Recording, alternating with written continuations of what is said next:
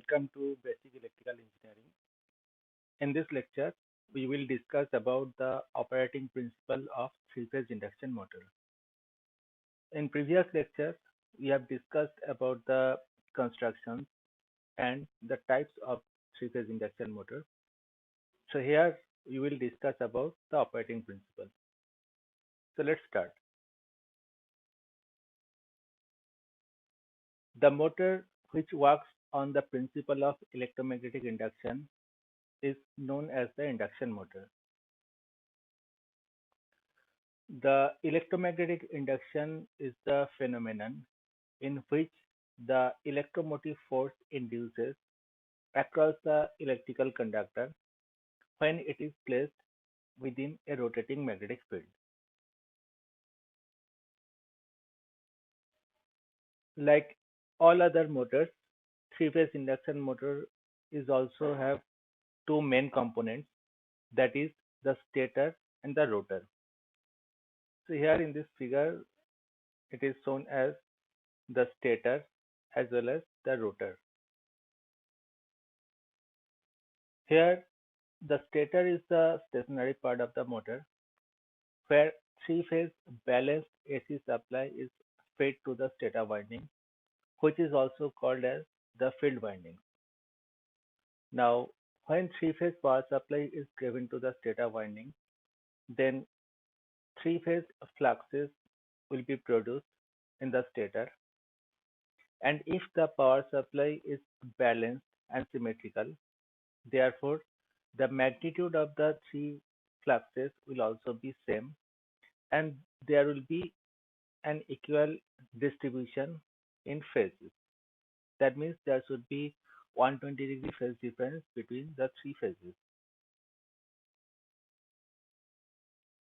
The rotor carries the armature winding, which is generally short-circuited either by the end rings, that is in case of squirrel cage induction motor, or by some external resistance, that is in the case of slip ring induction motor. The induction motor is called as the single excited motor because the balanced three-phase AC power supply is given only to the stator winding to produce the rotating magnetic field. Here, no power is supplied to the rotor winding from the external source.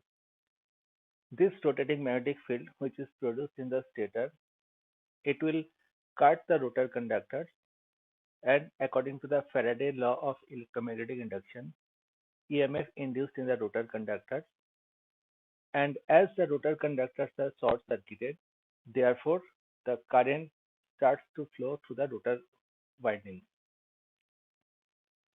That's why this type of motor is considered as the induction motor, because here the current flowing through the rotor conductor is because of the induction.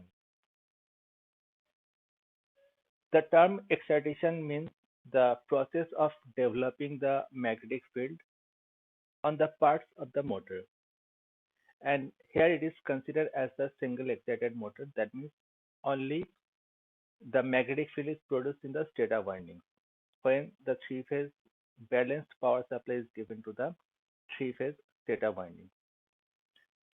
Now, when this magnetic field circulates over the rotor conductors, as it is the rotating in nature, therefore each and every part of the rotor conductor will experience the changing flux. And then according to the Faraday law of electromagnetic induction, that is E is equal to minus N d phi by dt, the EMF will be induced in the rotor conductor. And because of this EMF, the current will start to flow through the rotor winding. And because of this current, according to the Lorentz formula, the force will be developed on the rotor conductors. And depending upon the force, the torque will be produced. And because of this torque, the rotor will start to rotate. So this is the basic operation of the three-phase induction motor. Let's discuss it further. Now the rotating magnetic field. As in the previous lecture, we have already discussed about the rotating magnetic field. Here we just uh, summary the rotating magnetic field again. We have already told that the three-phase balanced power supply is given to the stator winding.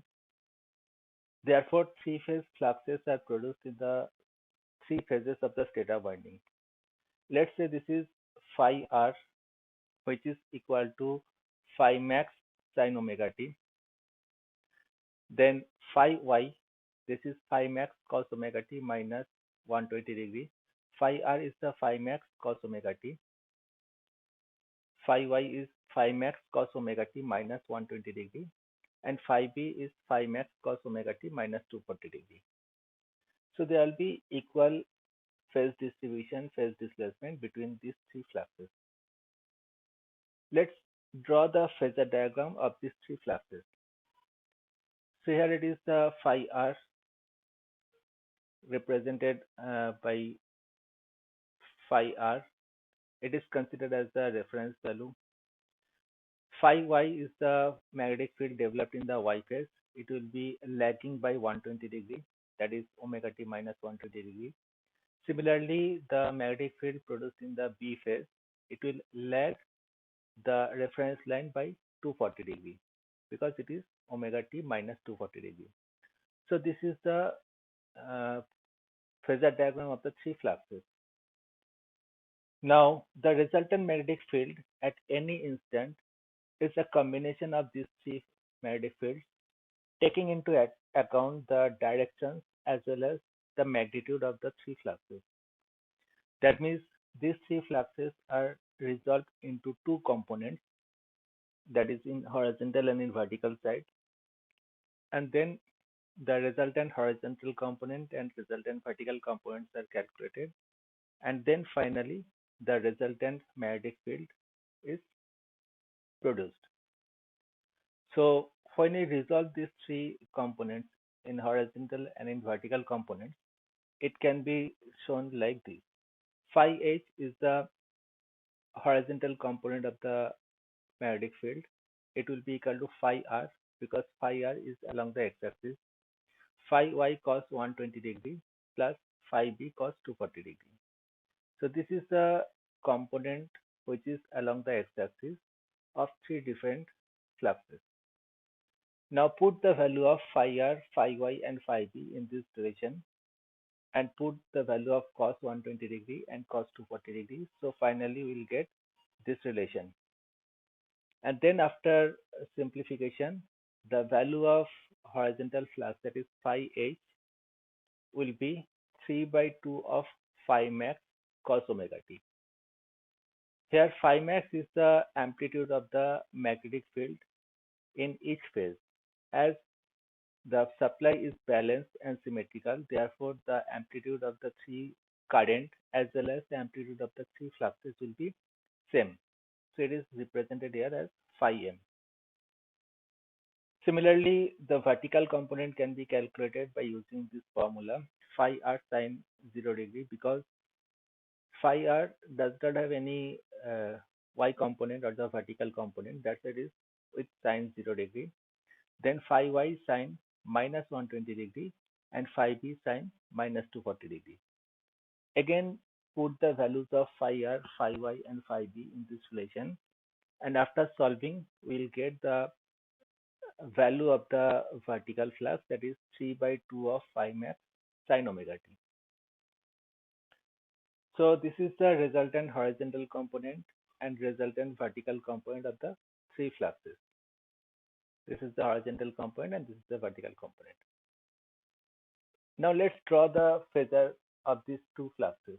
So here it is phi h,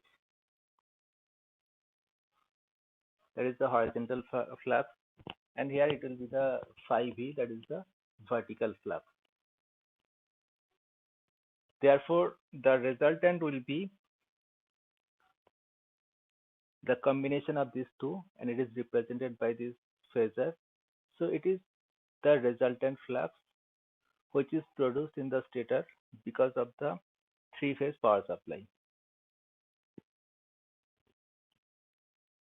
So the value of the resultant flux can be calculated as square root of phi h square plus phi v square, and finally we'll get the value as 3 by 2 of phi max. So here we can see that the magnitude of the resultant flux is a constant value, because here phi max is the constant value and 3 by 2 is also the numerical value. So the conclusion is the resultant flux produced by three balanced fluxes, which are in 120-degree phase difference from each other, will produce a resultant flux with a constant magnitude. Here we can see that the resultant flux makes some angle with the reference line, that is along the uh, it creates some angle with the x-axis. Let's say this is theta. Therefore, the inclination of the resultant flux can be given as theta is equal to tan inverse horizontal flux upon vertical flux upon horizontal flux, that is tan inverse phi v upon phi h. And after, if we put the values of phi h and phi v in this relation, finally we'll get the theta will be equal to omega t, where omega is the angular velocity, that is omega is equal to 2 pi f, and if the frequency is constant, then the omega value will also be constant. But t is the time and it is continuously changing. So when the value of t is equal to 0, therefore the theta will also be equal to 0. That means the resultant flux will be along the x-axis or along the positive horizontal side. Now, as time changes, the value of theta will be increasing. Therefore, the position of the resultant flux will also be changing. So as the time changes, its position will also be changes. So we can see that the resultant flux is continuously rotating depending upon the time. This is considered as the rotating magnetic field. So the resultant magnetic field is of the constant magnitude and rotates with a constant speed, and the speed by which this magnetic field rotates is called the synchronous speed, which is given by ns, and that is equal to 120 f upon p, where f is the supply frequency and p is the number of pole in stator. So for a particular motor, if these two values are constant, then the value of synchronous speed, that means the speed of the rotating magnetic field, is also considered as a constant. And this rotating magnetic field is basically the base of the operation of three-phase induction motor. So now the operating principle of three-phase induction motor. So when three-phase balanced supply is given to the stator winding, the rotating magnetic field of constant magnitude produced on it, which rotates at synchronous speed in the air gap between stator and rotor. As we have seen that the magnitude of the resultant flux will be equal to 3 by 2 of phi max. So it is constant always. And its speed is ns, that is equal to 120 f upon p. So for a particular machine where f and p is constant, the value of ns is also constant. So it rotates with a constant speed, that is called the synchronous speed. Now, this changing magnetic field cuts the rotor conductors and induce the EMF in them according to the Faraday law of electromagnetic induction. So let's see this figure. Here, three-phase power supply is given to the stator winding. So this is the stator. So three-phase power supply is given to the stator winding. So the rotating magnetic field is produced in the stator. This rotating magnetic field rotates in the air gap between stator and the rotor. This is stator and this is rotor. Now when this rotating magnetic field rotates over the rotor, it will cut the rotor conductors, which are distributed on the periphery of the rotor. As the magnetic field is continuously rotating, therefore each and every conductor on the rotor will experience a changing flux. Therefore, according to the Faraday law of electromagnetic induction, the EMF will be induced in the rotor conductor.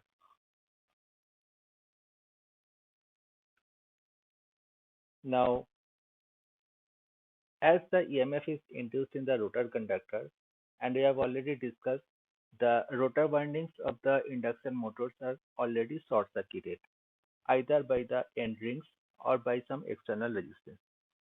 Therefore, because of this induced EMF developed in the rotor windings, it will create a current, and this current will start to flow through the rotor windings. Now, in the presence of the magnetic field in the stator, the current carrying rotor conductors are placed. So the situation is the current carrying rotor conductor is now placed within the magnetic field which is produced because of the stator. Therefore, according to the Lorentz formula, a mechanical force will be developed on the rotor conductor. As we know that the Lorentz formula, that is F is equal to B into I into L. So depending upon the current and depending upon the magnetic field, the force will be developed on the rotor conductors. And thus the force is developed in each and every conductor. Therefore, the sum of the mechanical forces which is developed on each conductor will produce the torque in the rotor, which will move the rotor in the same direction as that of the rotating magnetic field. Because of this force, the torque will be produced, that is the product of sum of all the forces produced in each and every conductor multiplied by the radius of the rotor, then the torque will be developed. And because of this torque, the rotor will start to rotate. And remember one thing, the direction of rotation of the rotor will be same as that of the rotating magnetic field. Here the rotating magnetic field is rotating with a speed of synchronous speed, that is ns, and let's say the rotor is rotating with a speed of nr. Here the direction of two speeds will be in the same, either in clockwise or in anti-clockwise direction. Now, the direction of the rotor of a three-phase induction motor basically depends upon the direction of the rotating magnetic field, which is because of the three-phase power supply to the stator.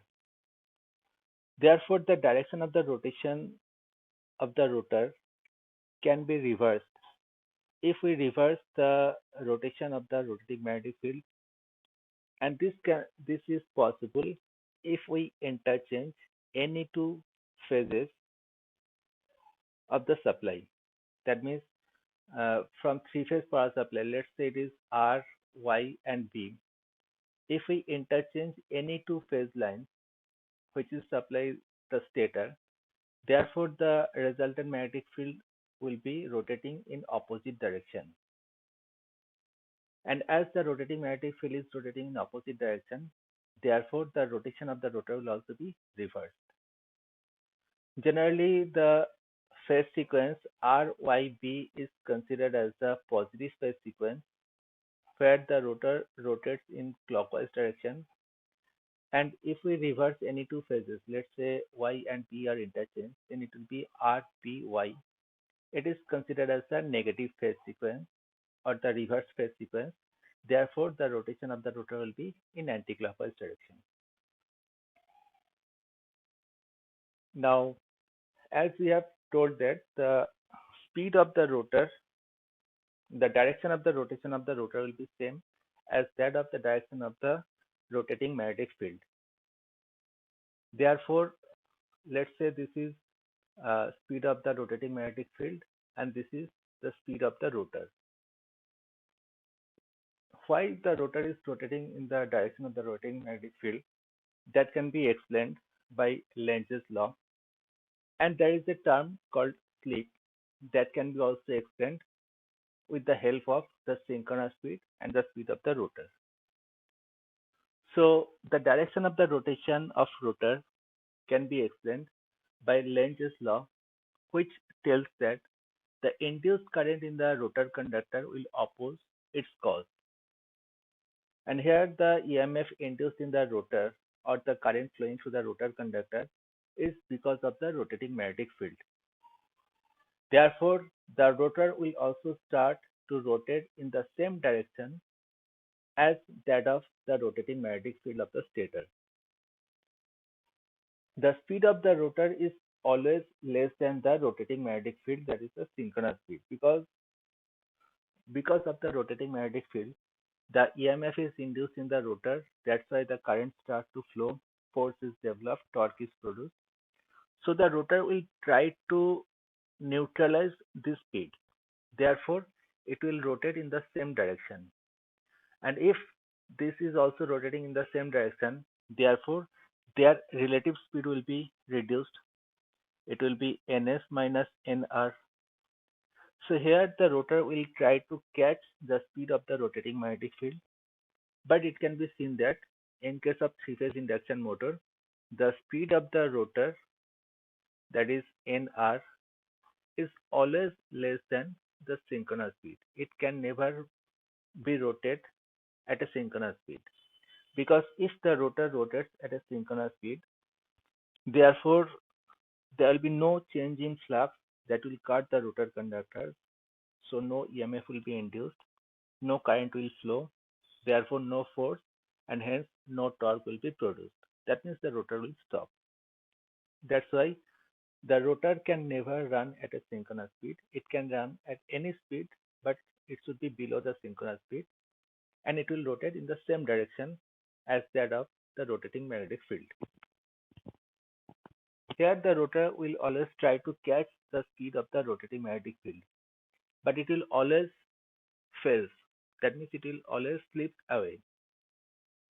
Thus, the motor never run at a speed of the rotating magnetic field, and this is the reason because of which the induction motor is also called as asynchronous motor, because induction motor cannot be run at synchronous speed.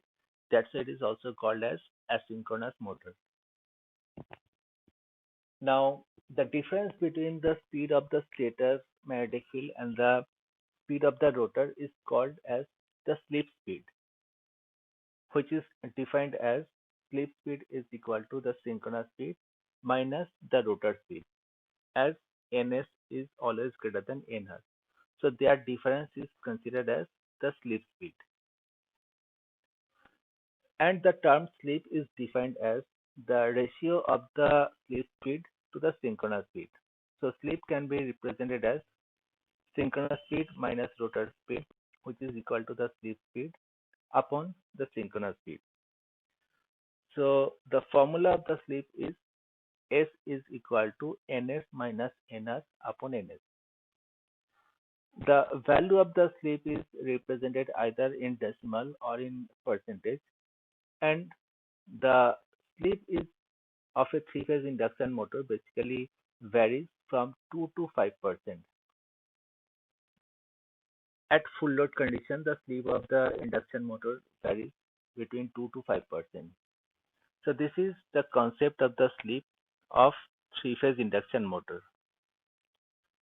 Remember one thing, the performance of the three-phase induction motor, the torque developed, the power developed, is totally depends upon the slip produced in the machine. Let's discuss some numerical problems based on this concept. So it is the first question.